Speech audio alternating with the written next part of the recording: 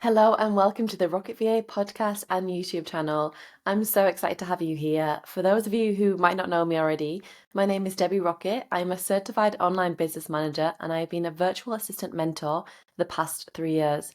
And the reason why I'm creating this podcast and YouTube channel is because I really want a place where I can just come and be my authentic self, share with you the stories and the journeys behind growing your own VA business, my own journey, how I now help other people create their own freedom and flexibility as virtual assistants, and to really answer any questions that you might have about the world of virtual assisting or freelancing, or how I moved my life abroad, or how I created the life that really right now, when I look outside at the blue skies and the terrace that I have in this beautiful apartment in Barcelona, how I made it happen. So I actually recorded this for the first time yesterday, and I recorded it outside on the terrace at sunset, and I just felt like it looked so great, so perfect.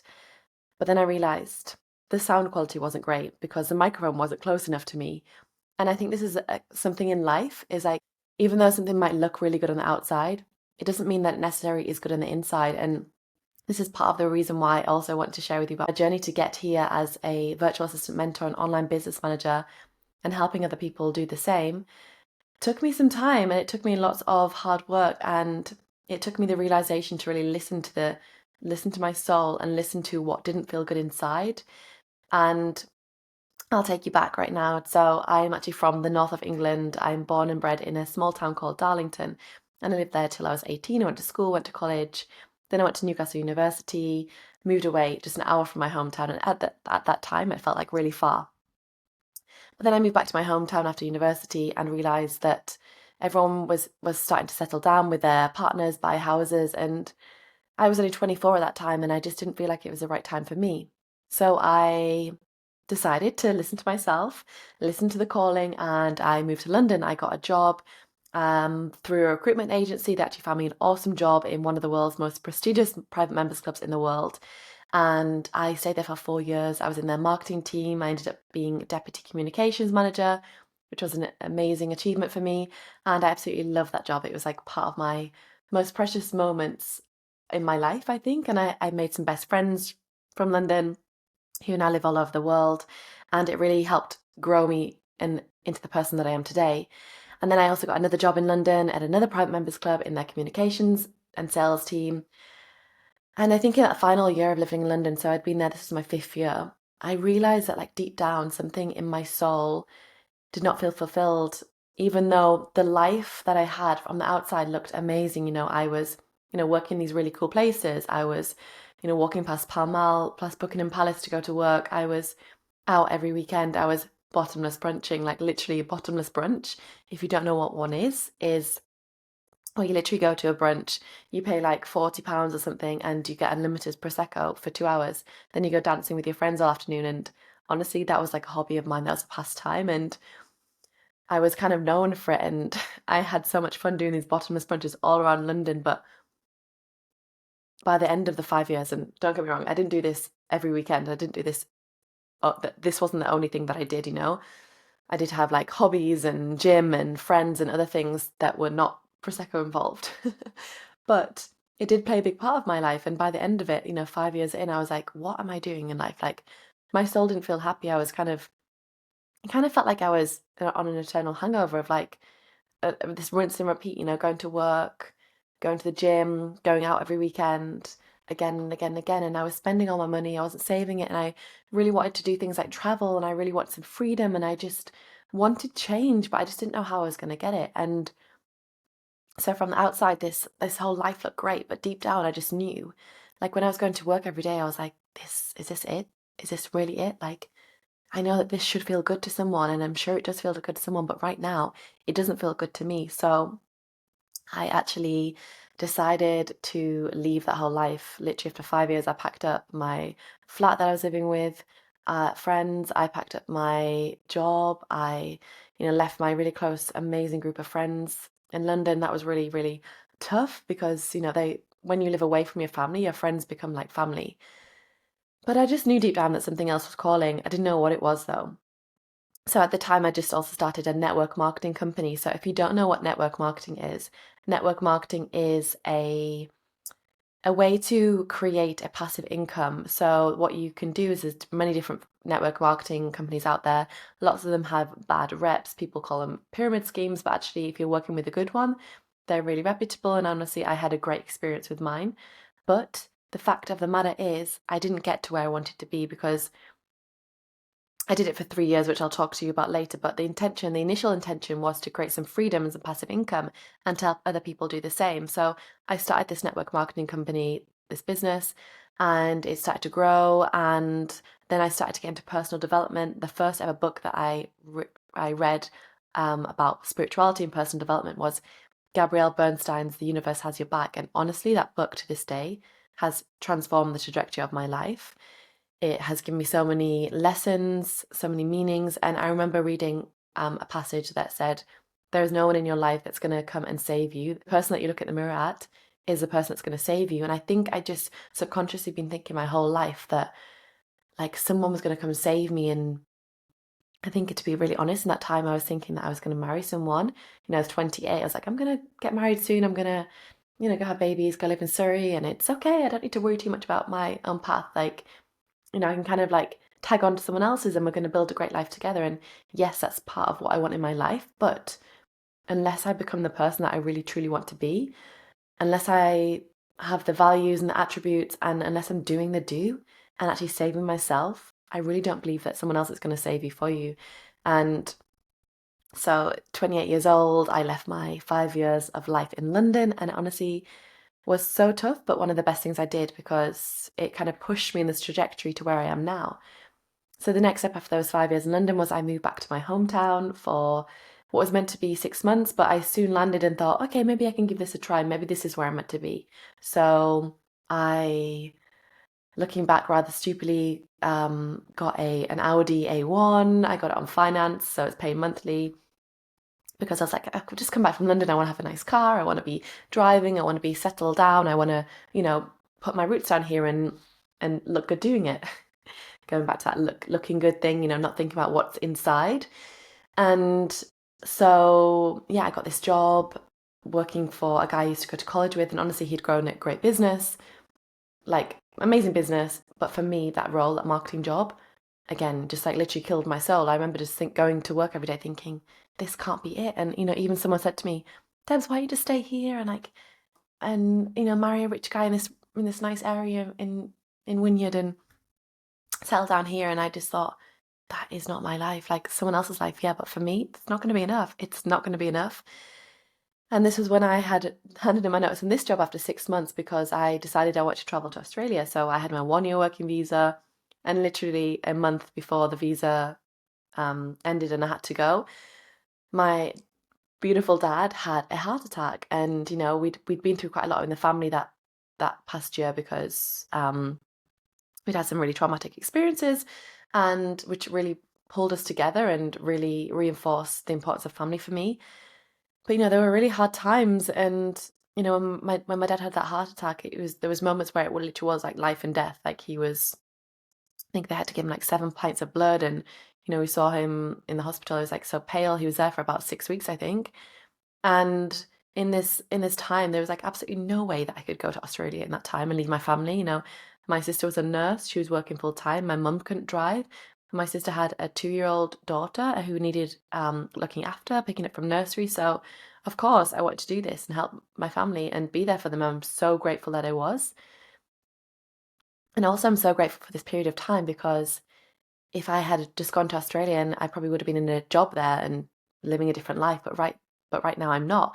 And so in that period of time, I decided basically that freelance would be the option. And I had an old colleague from the hospitality industry who introduced me to another hotel in the area who was looking for some marketing freelance work. So I took that on, and that was like a 6 months of work that started in my first dip into the toe of the freelance world. And I realized, wow, this could really work. And also that first freelance gig enabled me to still earn some income while being at home for the whole summer holidays, looking after my niece and literally taking her on day trips and like, packing up picnics and taking her out for the day. And looking back, they were some of the most fondest memories for me because, I absolutely adore my niece, and to have had those special times with her. is so I'm so grateful for. And also it just meant that I could, support my sister and my mum, and we can go visit my dad regularly and then help him get healthy again once he got out. And, I'm so grateful that he was able to come home. And, then my sister had some tough times during that period as well. And again, I was there able to support her, and I'm so grateful for that. And during that time, I also was on Instagram and, trying to build my network marketing business at that time. But in that period, I was also starting to look for other freelance jobs. And I was like, okay, this could really work because, yes, the network marketing thing was growing, but it wasn't growing to the point where I could like leave my or like have an income only from my network marketing. It was like I still needed freelance work. So I actually swiped up on an ad on Instagram from one of my favorite coaches and inspirations, Mel Wells, and she was advertising for the role of customer happiness manager, and I thought, wow, this sounds really cool. So I swiped up, I applied for the role, and I was on a call with her, and next thing I had this job, and it was just this incredible moment. And then also what was really, really aligned and in sync, and something that I'm a super believer of, is alignment and synchronicities in life and the divine timing. And at that time that our network marketing company was hosting its annual conference in Birmingham, and the keynote speaker was Mel Wells. And it was like this whole like, wow, I have shivers now moment. Like I saw Mel on the stage, she was talking about the hero's journey, like becoming the hero of your own journey. And it was like, yes, Debbie, you're on the right path. Like you need to become the hero of your own journey to get to where you want to be in life. Like no one is going to come save you, so you have to save yourself first. So yeah, that was, then I met Mel in person for the right time, and I was like, Mel, I've just applied for a job with you, like da da da. And then next thing we had this call, and next thing I got the job, and it was just the start of the most amazing VA journey that I am still having. And I worked with Mel for 18 months. I met so many amazing people in her team. I went to London to help her on a launch.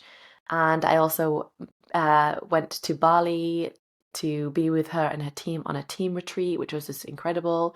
And that also links back to, so after these first 6 months being freelance and building the business, my dad, I felt like I could leave him. My family, I felt like I could leave them because, touch wood, everyone was fine. So I decided that, yes, okay, I'd miss my working holiday visa in Australia, but I could still go on a holiday visa. So after 1 year back in the north of England, I went to Australia for 3 months. I stayed with a friend in Sydney for 2 months, and I stayed with my cousin in Brisbane for 4 weeks and family, and had the best time. I absolutely loved and still love Australia. I will always have a place in my heart for Australia. I just think it's an awesome country. And so I really decided that I wanted to move to Sydney. That was the goal. I was like, okay, I found my place. I feel really good. And I really tuned into my body. I was like, I feel so good here. And then on the way home, I went to Bali for 2 weeks, and it was actually my 30th birthday at the time. And I had with my friend Ness, who I met on Mel's team, and we had the Mel's retreat as well. So I had 2 weeks in Bali, loved it, great experience. It's such an amazing 3.5 months of remote traveling, the first experience of being a digital nomad and actually seeing my virtual assistant business succeed. And then I came back to England because the plan was always to come back and spend a couple of weeks in Lanzarote with my family celebrating my 30th birthday.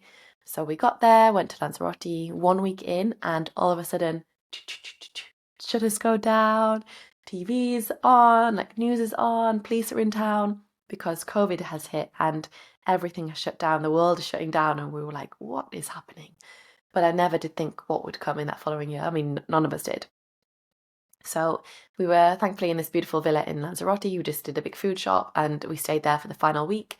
The flights were still running, and when we landed in Newcastle with the masks on, it was like all of a sudden, okay, where are we going to stay now? And I didn't have anywhere to stay because I was obviously planning to go back to Australia. I had been traveling. My parents actually were living with my sister because their house had been renovated. So we were all ended up living with my sister in her relatively small, like 3-bedroom house. So I ended up in my niece's single bedroom, my parents in my sister's room, and my sister in the spare room with her daughter. And actually, like, we had the most amazing 6 months together, and it was pretty hard at times because, my dad had just come out of a heart attack the year before. He is type 1 diabetes since he's been 14, so he has to, he had to really isolate, and so we had to isolate with him. So, I know everyone was isolating, but we really made sure that we distanced ourselves from a lot of people. But in that time, I really enjoyed the time that I had with my family, and it's, fond memories of like wearing face masks together, having like disco parties, like dancing around with Olivia, playing tents in the back garden, and but also lots of hard work. Like, oh my God, I worked hard in that year. And, I hear people and I saw people all around me saying, like, I'm having duvet days, like Netflix and chill, and like, let's go for really long walks and bike rides, and yeah, just like baking sourdough. And I honestly think I can like count on my hands probably like one or two times where I actually watched Netflix in that time period. Because it was sink or swim for my business. I was less than 1 year self-employed. So if you are from England, you know that you would get furlough if you had a full-time job or were self-employed. But if you were less than 1 year self-employed, it was like you had to go for it. So I didn't have savings. I just basically dove deep into the world of virtual assisting even more. And I did all the jobs that you could do. I did customer service, I did inbox management, I did social media management, I did website building, I did tech administration. I did so much. And I did like £10 an hour jobs. I did £30 an hour jobs. I did projects. I did all the work and I worked very long hours. And, I have no regrets because it got me to where I am now. But in those time periods, I really had to dig deep. And I think one of the things that helped me dig deep was the vision that I had for my life.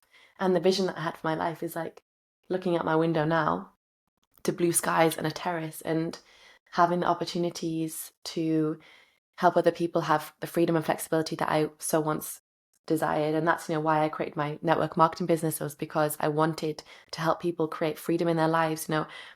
I just got to the point where I realized, like, why are we all doing this status quo? Like, was told in schools to go and do a 9 to 5 job, to work for other people hard for our whole lives, to climb up the corporate ladder. But for what? For what? In the end, yes, like maybe some people enjoy their jobs and that's completely fine. I'm not saying to anyone you don't have to enjoy your job, like, because I know some people genuinely do enjoy being employed, having a 9 to 5 job, going home, having this routine. But I realized like it really wasn't fulfilling enough for me. I just wanted to give something of my own a go, and so I did. And in that year period, I really grew my business, and the borders for Australia were still closed, but I still had this vision of this blue skies, this wellness lifestyle, this freedom, this different life in a different country for me. And in the end, so the borders for Australia remained closed for quite some time. I'm sure you remember. And one of my friends from London, Sabina, said to me, Debs, we have a spare room here in Barcelona in my flat. Why don't you come and visit us and stay for a few months? And I thought, why not? Like, this would be so nice. Like, at the time, I was actually living with my grandma because I lived with her for the end of lockdown because we were a little bit crowded in my sister's house in the end. And, I had some amazing months with my grandma. We celebrated like Valentine's Day, Christmas together, birthdays. We're both February birthdays. And that I look back on those memories so fondly. And in that time period, Sabina said to me, why don't you come and live in Barcelona? So I was like, right, okay, let's do it. So I had a flight booked for like the 28th of December, must be in 2019, 2020. But then the UK went to like this final lockdown over Christmas. So, okay, flights were closed, couldn't do it. So the next time I was actually able to fly to Spain was May 2020. I hope I'm in the right year. May 2021, I think, May 2021. So I had this flight booked, but okay, I didn't look at the fine print to be honest, but I thought it was okay. So I flew on a plane to Barcelona. I got to passport control, and they were like, "No, you can't come in. Like the borders are only here for um people with visas or residents." And I was like, "Oh my God, I'm in Barcelona with a one-way ticket, a big suitcase, and I've been told that I can't like stay." And it was not a very nice experience, to be honest. Maybe I'll do another podcast on it another day, but basically they took me to the back. Police were there, I got my fingerprint taken, all this stuff. And I got put in an airport cell overnight and literally got sent back to Manchester the next day. Not my favorite experience, but I really learnt the art of surrender. I learnt to kind of just trust the universe. And one of my amazing clients, Kim, sent me an Abraham Hicks meditation, and I just listened to it in that bed that night, just like, okay, Debbie, we're going to go to sleep. We're going to wake up in the morning. It's tomorrow, the new day, and we're going to get back home.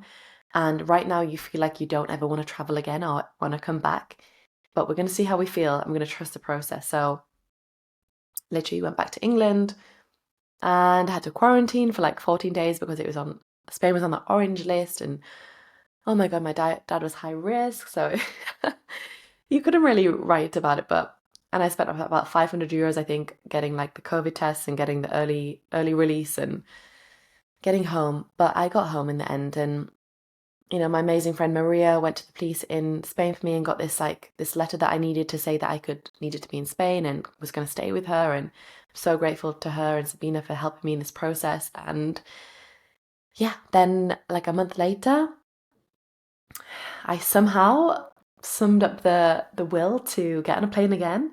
I knew I had my paperwork, I had the passport, I had the deportation stamp, but I was like, I'm gonna try. And I got back to Spain, and I got through at this time, and I managed to stay in Spain for 3 months. But I still had that awful feeling at passport control, like, oh my God, am I going to get sent back? And I had a bit of trauma, to be honest. I had passport control anxiety for 2 or 3 years after that, and I'm just about over it now. But I got here, and I was able to explore living in Barcelona, and it was 3 months in at that time because of Brexit. I've just missed the Brexit thing because I'd missed that first flight. So it's like all these obstacles. 3 months in, then I had to go back to England for 3 months. And in that time, I was like, why don't I make a decision in life, right? Rather than keep waiting for Australia. I don't know when the borders are going to open. Why don't I just decide to trust that Barcelona is where I'm meant to be? There's always going to be somewhere in life or another thing, another option. Like the grass is always greener somewhere else. But sometimes I do believe that you've got to make decisions to kind of choose to be somewhere. And I really decided to choose in Barcelona and trust that these blue skies and the beach and the wellness lifestyle and everything that was on my vision board was Barcelona. And yeah, so then I went through the whole process of setting up my business officially in Barcelona in Spain and getting a freelance visa here, which is called Autonomo. So I went through the process. It was like I did in and out of Spain for 3 months, 3 months in, 3 months out. And after the first year, I had my visa approved. But that wasn't before the first visa was denied because the original lawyer, who I'd spent about 3,500 euros on, had missed something. So yeah, in the end, I spent like 7,000, 8,000 euros on the visa to live in Spain. But the second visa was approved, and after that first year, like it was not easy, really trusting that I was going to get here, but I did in the end. And I think all those obstacles and detours, like sometimes we're taught that like to not keep going, or to really, some people give up at the first trial. But I really feel like in anything in life, like the things that you really want, like the countries you want to live in, the business you want to build, the life that you desire, if at first you don't succeed, try and try again. And also sometimes things like rejection is redirection, and I felt like that rejection of the universe of like the Australia thing was redirection to Barcelona. And even though that first rejection of the visa was a rejection, I didn't trust or believe that that was actually meant to be. I just believed that deep down I could keep going, and this path would open up for me, and it did. So I really feel like there's so much power in believing in yourself, believing in the path that's meant for you, and also trusting that sometimes the path looks slightly different and it sometimes is harder. And I think that's something I've also learned in business these past 6 years now. So I've now been freelance 6 years, which is incredible. And since I lived in Barcelona, it's been almost 5 years now, and I have grown so much as a person and also grown so much in my business. And, it started off as a virtual assisting business, then became an online business management business because one of my amazing clients, Rick William, encouraged me and supported me to be an online business manager for him and his team. And then he also said to me one day, I remember on a call with him, he was like, Debbie, I would love you to be my OBM or virtual assistant for forever. You're really great at what you do, but I feel like you could help people create their own life of freedom and flexibility. And I know that this is something you're so passionate about. At that time I was like, I don't know, maybe I'm going to become a wellness coach, or I really want to keep my network marketing business going. But I really tuned into the decision and thought about it, and I realized this network marketing business. I've got a dog in the apartment. If you can hear any dogs, if you can hear little Bella, I really realized that this network marketing business just wasn't taking off the way that I wanted it to take off. So I made the decision to go all in on the virtual assisting business. and I launched the Rocket VA Academy in spring 2022.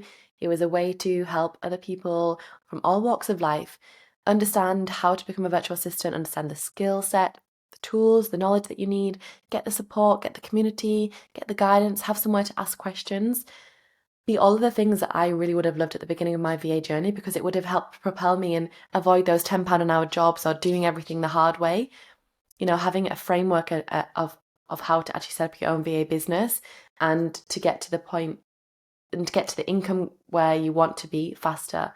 So I launched the Rocket VA Academy. We had a first live round and I set up the website, I set up the Instagram. I remember paying like £320 for the rocketva.com domain.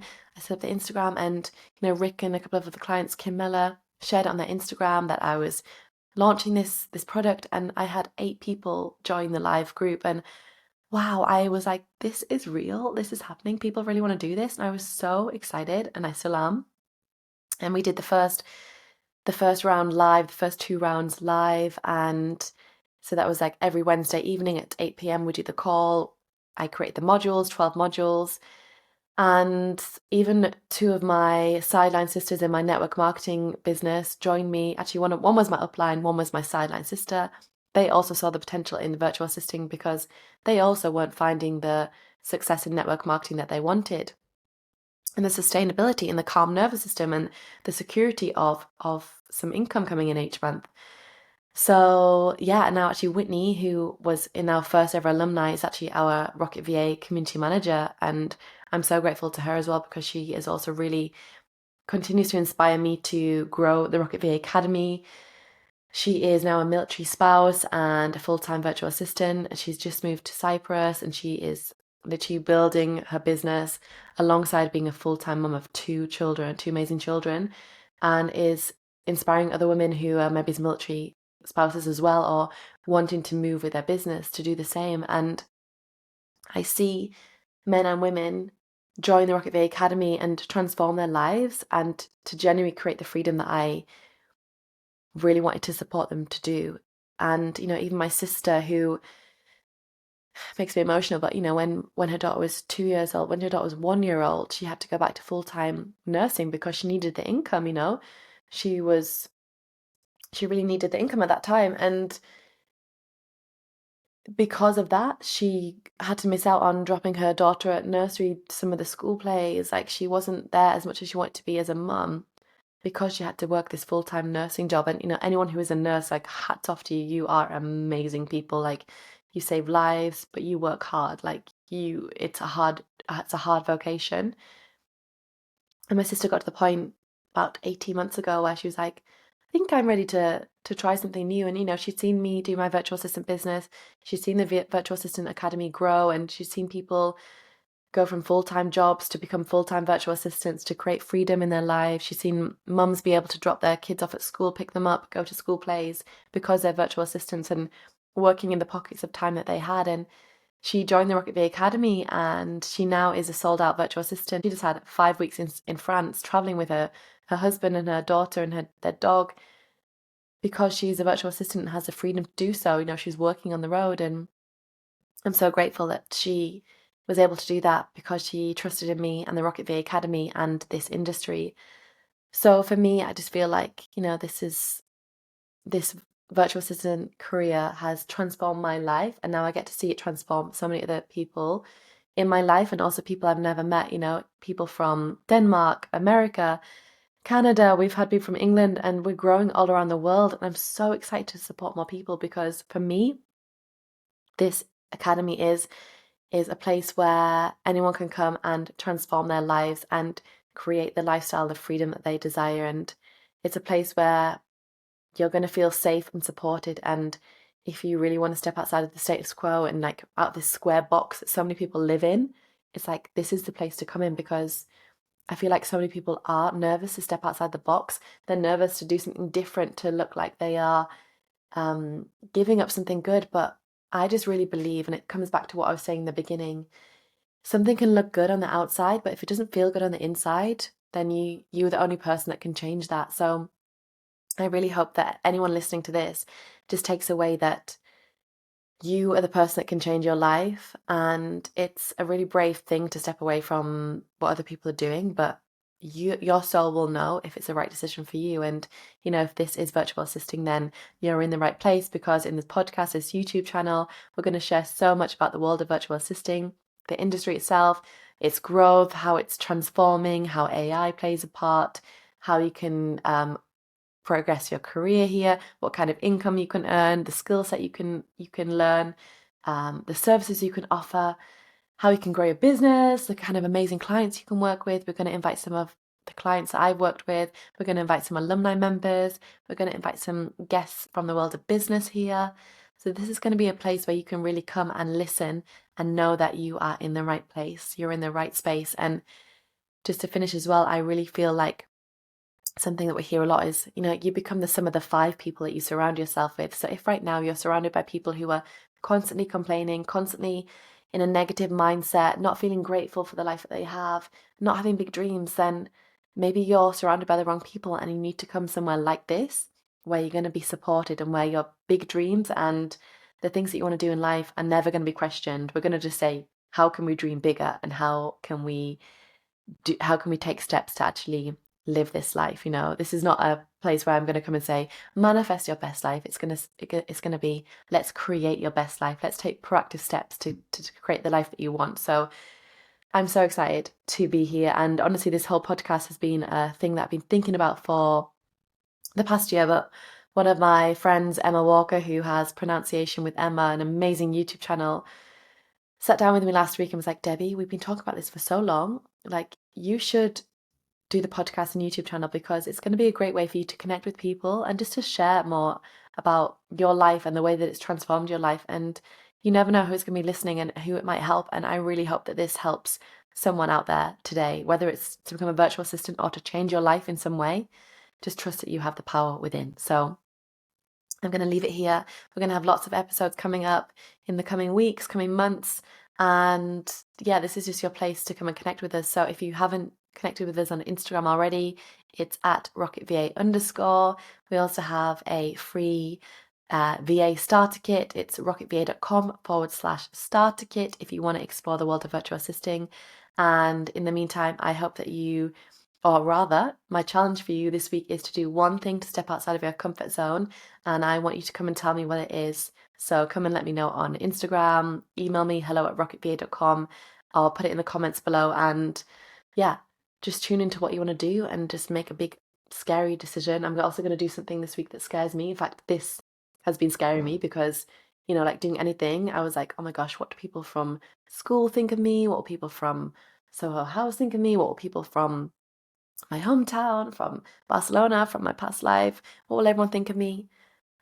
At the end of the day, the only opinion of the person that matters is yourself. If you're making yourself happy, as long as you're being kind and living a good life with values, then you're on purpose. So here's to listening to yourself, making big, scary changes, and just going for it. See you next time.